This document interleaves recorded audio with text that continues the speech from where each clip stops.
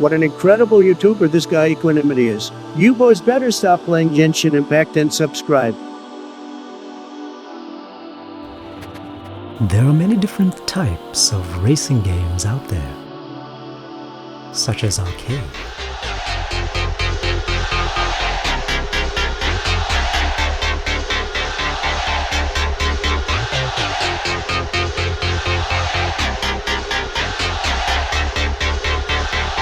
Get in.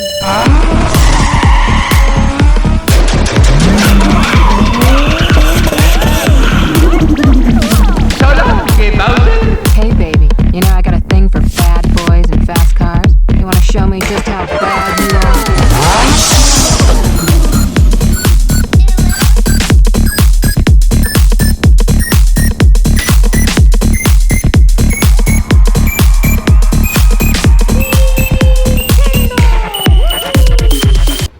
Simulation. Authentic cars and locations.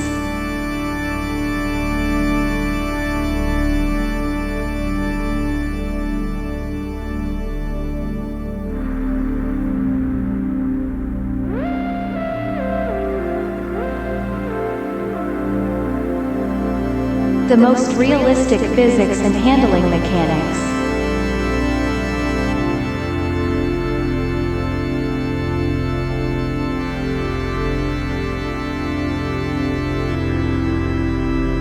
And we promise, the GT40 doesn't cheat.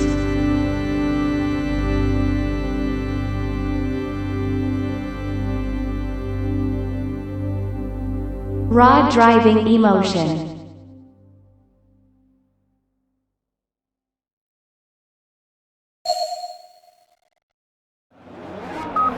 Let's take some people off the line into the first corner. Remember, the first lap is our best chance to make up some places. Damn it! What are you doing? Bit of a moment. You've got to catch the pack now, so don't let them get away. Push, push, push. You can do it. Jesus Christ, I can't even get the car to drive in a straight line. We think you need to come in. It looks like you've got some suspension damage. We do need to look at it first. Damn it! Controller player! That is a controller player! Turning is such bullshit. It's like trying to solve world hunger. Put on the driving assist. Like the little bitch you are. Holy shit. So many goddamn settings. What is all this shit? Imagine crying that the game is too hard. Why don't you get a proper fucking wheel and pedal setup, pussy? I didn't realize I'd need a degree in astrophysics just to play a fucking racing game. You slightly scraped my bumper. Race is over for you, buddy. Fuck out of here. Beginner circuit, and you fucked up that badly. Can't you do anything right? It's people like you who can't even get a basic ass suspension setup right that ruins society. You know you are bullshit. Why you even bother coming play multiplayer? Maybe if you stopped watching fucking anime, you'd be able to post a decent black time, shithead. I'm going to post his player ID in the forums. Let's keep this noob trash out of our game. God, you're bad.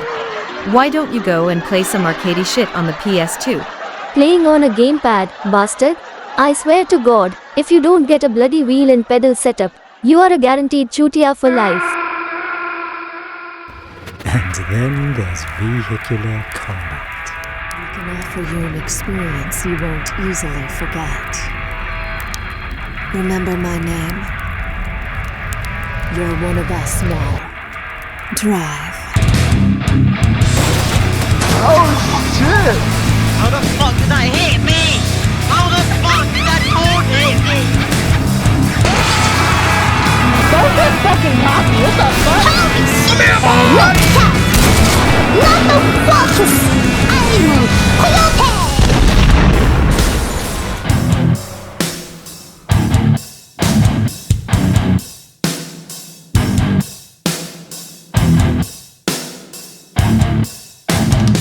What the fuck? Is that hit? I'm going to go on all these moves. Get fucking Why are you coming fast? Why are you fucking coming fast?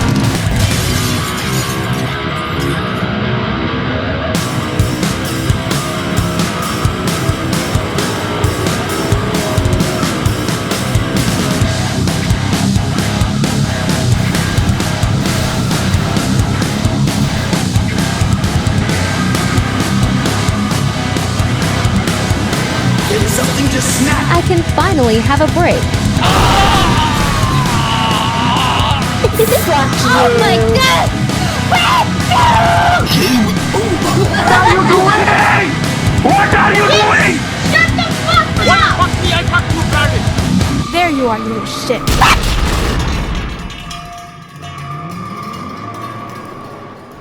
I will be taking a look at some obscure titles, hidden gems, and diamonds in the rough in this underrated and somewhat forgotten subgenre. So join me today as I count down my top 10 favorite car combat games.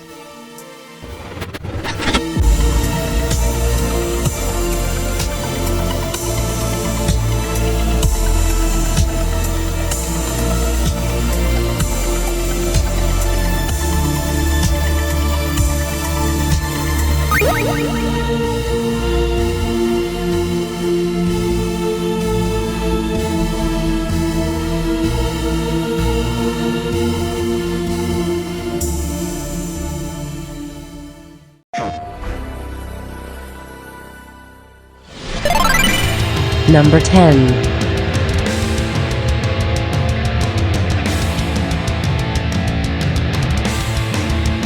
Crash and Burn is what happens when you combine Need for Speed and Destruction Derby. Well, kinda. The game has its fair share of interesting ideas and missteps, and is one of those love it or hate it kind of deals for most players. That car is going nowhere. First, we will address the not-so-good stuff.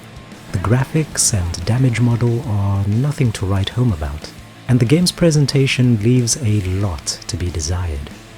Handling and career structure are serviceable enough, and the game's vehicle selection is embarrassing to say the least. Now, I know I'm not doing a great job of selling this one so far, but just hang on a second, because this game offers a lot that many car combat games don't, even to this day. Such as its unique approach to damage mechanics, and its wonderfully deep vehicle customization. It's kinda like dating an annoying girl who you can't stand for more than 2 hours at a time, but you guys just somehow always seem to get back together, because you know when the time comes to sleep back, ain't no other cherry that can give you that demonic super. What did he say? I mean, hey bro, you got a phone call. The game sets itself apart from most car combat games with its eccentric take on car damage. Although crashing doesn't look too impressive here, it's the ensuing desecration after heavy hits that really steal the show.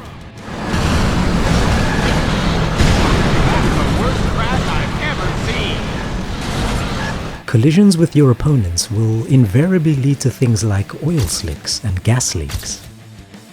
In most other games, these serve little purpose other than visual effects. But here, they are ticking time bombs. Oil slicks cause a pronounced loss of traction that can turn corners and intersections into slippery death traps. Whoa, somebody call 911! While fuel spills can be ignited by the sparks produced when trading paint or when anyone uses a nitro boost near them, becoming large napalm-esque walls of fire that can quickly spell doom for those who aren't careful. That's the worst crash I've ever seen! Smashing your rivals is encouraged and rewarded, but also a double-edged sword, as the burning wrecks they leave behind stay behind for the entire race and start to pile up quickly from lap to lap. They become a constant threat that the player will need to take special care to avoid lest you join them. Combine this with the game's psychopathic AI and high number of opponents and laps, and races can feel as much about crossing the finish line first as they are about survival. And just when you start to settle into a rhythm, certain tracks also try to pull the rug out from under you by adding modifiers like ramps and wedges around corners to try and trip up anyone who isn't paying attention to racing line, as well as the occasional insane race that involves half of the grid heading in the opposite direction, which is guaranteed to get the wrecks piling up in no time.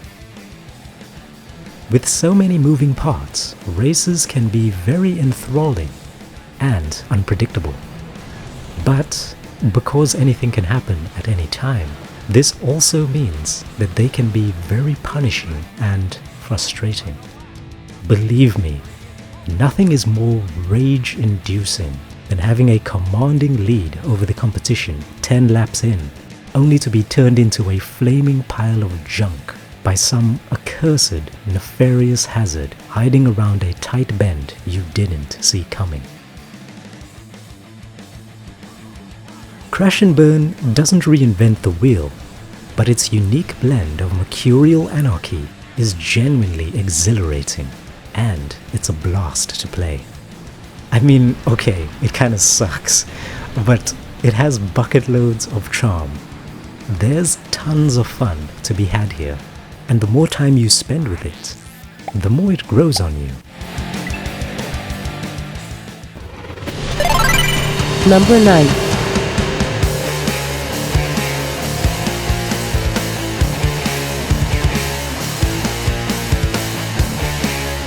Roadkill is a sort of mashup between Twisted Metal and Grand Theft Auto 3, and these influences can be immediately felt the second you start playing.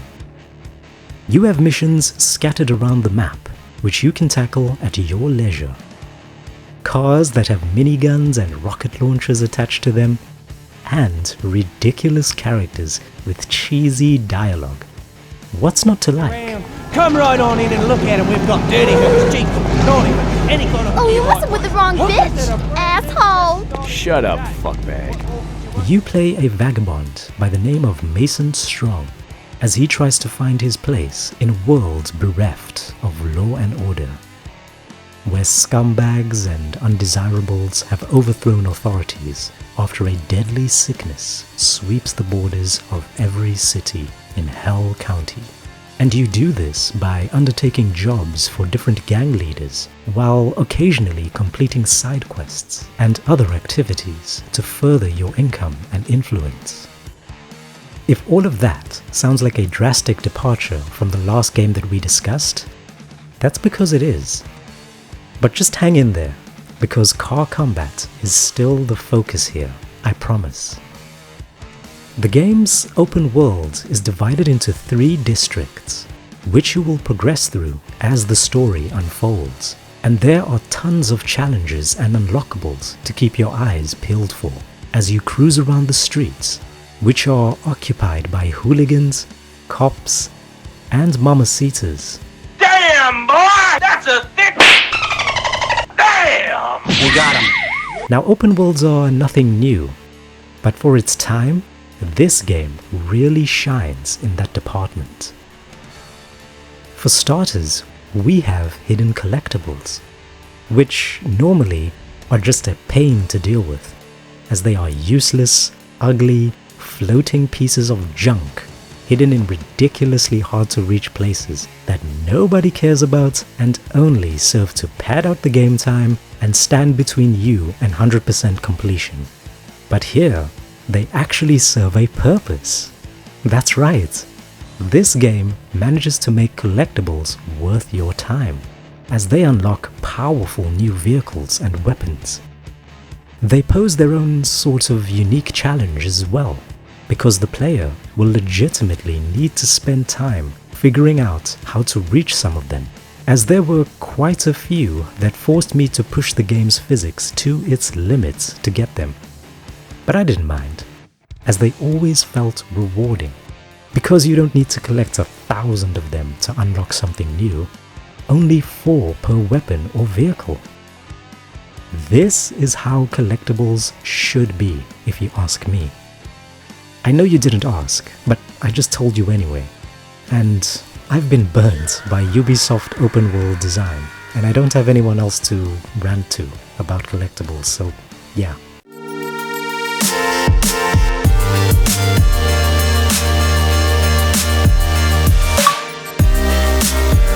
Anyway, Roadkill's open-world playground also manages to feel lived in and alive. Gang members and police are constantly battling in the streets. Stores and buildings feature funny jokes and innuendos. There are sometimes natural disasters like tornadoes that will rip through towns at random. And people are always hurling insults at you and walking around the city with rocket launchers. It's so cool. What's your name? Hey, I'm gonna kick your fucking ass! There are many different vehicles to unlock, and upgrades can be purchased for them from mod garages to improve things like ammo capacity, nitro boosts, armor, and so on. The game does tend to show its age a little, with some frustrating mission design in places, and dated graphics, but despite being 20 years old, it still holds up incredibly well. It might not focus on racing as much as the other car combat games we will discuss, but it's undeniably a unique title you won't regret spending your time on, and I can't recommend it enough.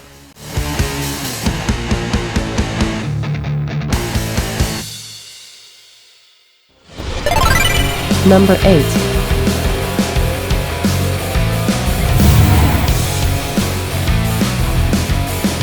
Eve of Destruction is a decidedly more grounded take on the demolition racing formula.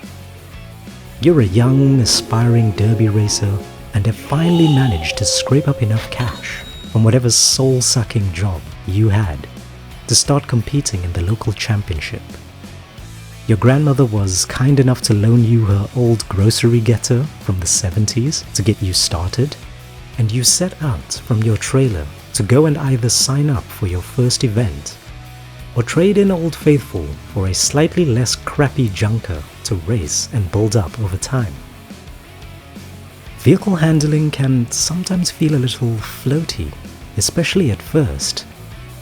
The damage model is probably the weakest of any wrecking game on this list, which is kind of a bummer, and right out of the gate, a lot of people will notice that this game borrows content from the NASCAR games on the PS2, most egregious of which is of course the ability to turn left. Oh my god. Turn left. Turning left is right, so... Oh fuck, I can't believe you've done this. NASCAR has dibs on that shit. Again. Fucking again. Nothing new, nothing changed, same old shit. Same old fucking shit. Yes guys, I know. Shocking. Unforgivable, right? But just bear with me here. If you can look past its sins, you'll find that underneath all of that is a solid wrecking racing game that still somehow, to this day, features something that no other wrecking game has ever managed to even come close to, and probably never will. 2 words. Say it with me now, boys. Event types. Don't believe me? Well, strap in and hold on tight. Battle races, capture the flag, chain race, detention, figure 8 races, jump races, figure 8 jump races, flagpole race, forward-backward race, gauntlet, knockout, no rules, time attack, point-to-point, lap eliminator, push-off, red rover, school bus race, shortcut race, soccer match, stop and go, survival, trailer race, whip-around race, and wrangling. Phew! That's right. Despite being nearly 20 years old, this game still features the most ridiculous variety of event types we will probably ever see in a wrecking racing game. Which means that the game always manages to keep you entertained and coming back for more, as no 2 race weekends are the same. Which brings me back to the career mode. Structurally, its design is admittedly basic. Your aim is to rise up the ranks to earn access to better prize pools and vehicles. And as you progress, stronger competition will start to take notice and invite you to more prestigious events. But the game sets itself apart from others with its light simulation-style vehicle management approach. Unlike other games, the cars in Eve of Destruction are disposable past-glory tin cans that you can whip into shape with enough race winnings. But eventually, they will start to accrue permanent damage the more you use them. So you'll have to build a decent garage or stable of vehicles that you will have to constantly repair and manage over time. And when they get too banged up, you'll have to trade them in for a new, less tarnished bucket of bolts. The system is unique and helps to keep things feeling fresh and dynamic. Different cars feature different stats and can affect your performance in races. So no matter how confident you feel in certain race types, your strategy will always need to adapt to the ever-changing selection of vehicles you own. In between competing in derby events, you'll be introduced to the game's semi-open world structure. Within your hometown of Nowheresville, you can freely roam the streets, getting into some unsanctioned race action at the local diner, take part in time attack challenges at the dirt track, or browse the junkyard's catalogue of rust buckets that you can use your winnings on and develop them into competent racing machines. Either way you slice it, Eve of Destruction is just a cozy, entertaining destruction derby racing game. It also has a decent soundtrack and cool unlockable FMVs that feature real demo derby documentary snippets and interviews. It won't blow you away with its graphics or damage model, but it knows how to keep you coming back for more. And it's all about having fun. And when it comes to video games, that's all that really matters. Number 7. We can't discuss wrecking racing games without mentioning the Burnout games. Some people say Takedown was the best, some say Revenge, but for me, I'm gonna have to go with this one. Now, generally speaking, Burnout games tend to play it safe between entries, offering little in the way of new game modes or customization. But the mainline swan song outing in the series throws most of that out of the window with a radical new approach to the classic formula.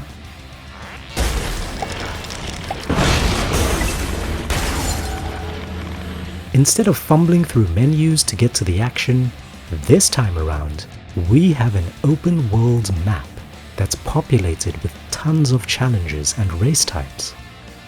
From stunt runs to billboards that need to be smashed for the good of man, as well as traditional race types. And the player can access them by simply pulling up to any traffic light and, well, doing a burnout. In older Burnout games, people just used to dry hump walls until they reached the end of tracks, and stuff like turning and using the brakes was almost optional. But in Paradise City, you're going to need to put a little more thought into things. When a race starts, you're given a view of the map, which shows you the starting point and the destination, and it's up to you to make use of your driving skills, minimap, compass, and vehicle's turning signals to plot the fastest route to the finish.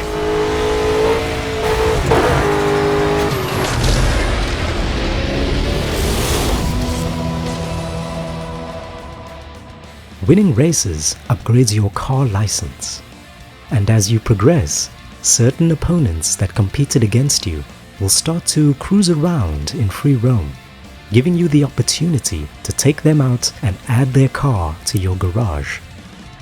Speaking of which, the car selection in Paradise is the biggest we've ever seen in a Burnout title to date.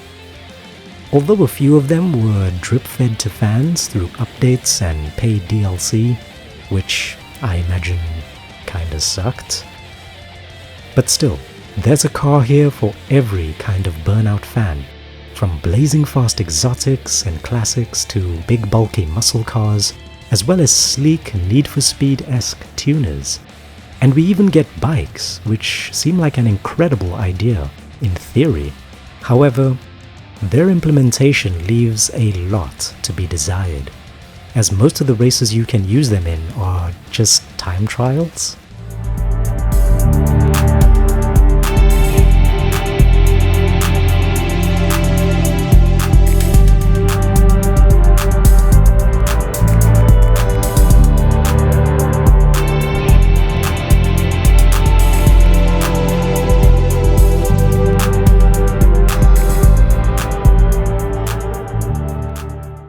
Paradise has so much potential and has a lot of amazing ideas that feel like they just weren't fully explored, or the developers just didn't have enough time to flesh them out. Either way, for me, it's a fresh take on the classic Burnout formula that took more risks than any other Burnout game. It's still as fun to play today as it was back when it released. And even though not all of the new ideas stuck the landing, it still nails that unmistakable sense of speed and feeling of destructive arcade zen we all know and love.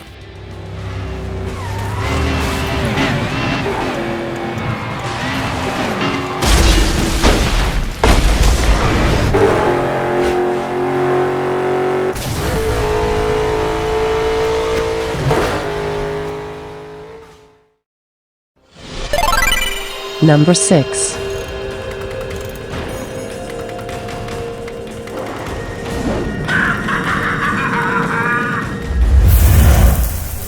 Now, when you talk about Twisted Metal, you are talking about car combat royalty. And even then, when it comes to Twisted Metal Black, we are talking about a once-in-a-lifetime kind of video game. From its foreboding, depressing atmosphere to its blisteringly fast gameplay and esoteric nature, Twisted Metal Black is so different from anything that came before or after it that it's really hard to contextualize. But I'll do my best. For starters, yes, this is a car combat game, but you're not going to be doing any racing. No. Instead of racing, the game is all about arena combat, not unlike PvP online or Battle Royale games these days. But unlike most online games, Twisted Metal Black also has a heavy emphasis on story. And this isn't where the strange and unique elements of this game end, but we'll talk more about that later. There are a bunch of single and multiplayer modes to choose from here, but the meat and potatoes of this game is its campaign mode. They took everything from me, then they put me in this hole. A secret tournament is being held, and patients from the Blackfield Mental Asylum are invited to compete for the ultimate prize. His name was Calypso. He ran this contest. Told me if I won, I could have the one thing my heart desired. How could I refuse an offer like that? I agreed to play. Spurred by this promise, you head on to take part in this deadly competition.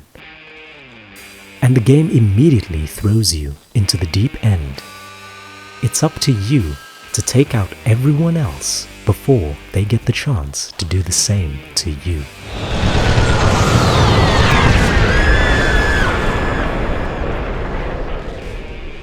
Gameplay is fast, aggressive, and unforgiving.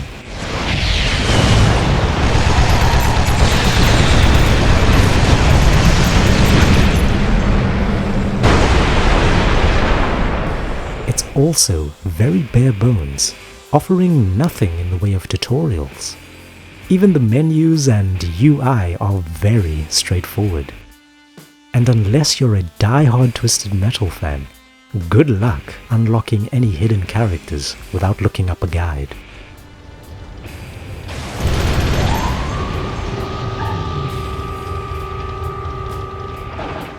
When you choose a car, what you're really doing is choosing a character, and each character in the game has their own unique story, stats, and abilities. On top of all that, as I mentioned earlier, this game has a very dark and disturbing atmosphere to it. In fact, it wouldn't be a stretch to say that this game probably veers into the territory of horror. This game also expects a lot from its players, as you need to have some prior knowledge of the games that came before it to understand some of its deeper mechanics and intricacies. Such as the fact that this game actually features special moves, not unlike the ones you find in fighting games like Street Fighter or Mortal Kombat.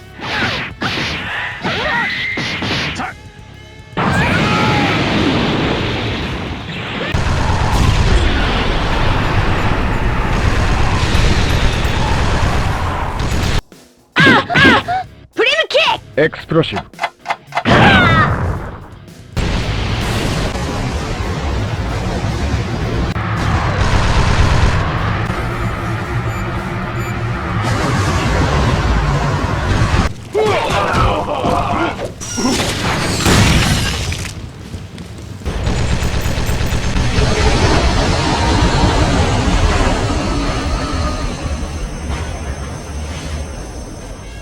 And that isn't where the comparisons to fighting games end, as this is a car combat game that also features boss fights against disgustingly cheap and overpowered enemies. This all equates to Twisted Metal Black being a very difficult game, and you'd think that that would make it a bad or unplayable game. But this couldn't be further from the truth, because you see, Twisted Metal Black is, above all else, incredibly fun to play. And that's because, believe it or not, despite everything I just said, this game is as pick up and play as they come, which again is kinda weird. But I think by now, you probably appreciate that strange and weird is kind of a running theme of this game.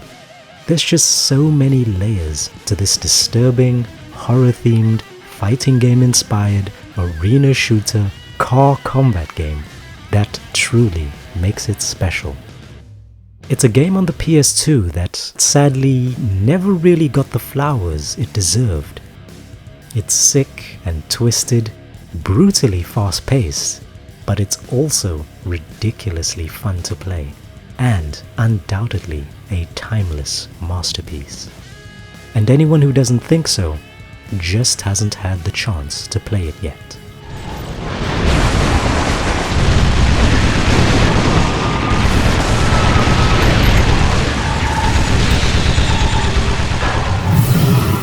So there we have it, boys.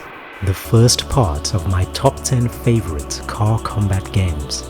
But we're not done yet. So be sure to leave a like if you enjoyed it. Share it with your friends if you think they'd appreciate it. And don't forget to subscribe so you don't miss out on part 2, which I'm working on as we speak. Most important of all, I want to thank you for taking the time to watch this video. And I can't wait to see you again in the next one.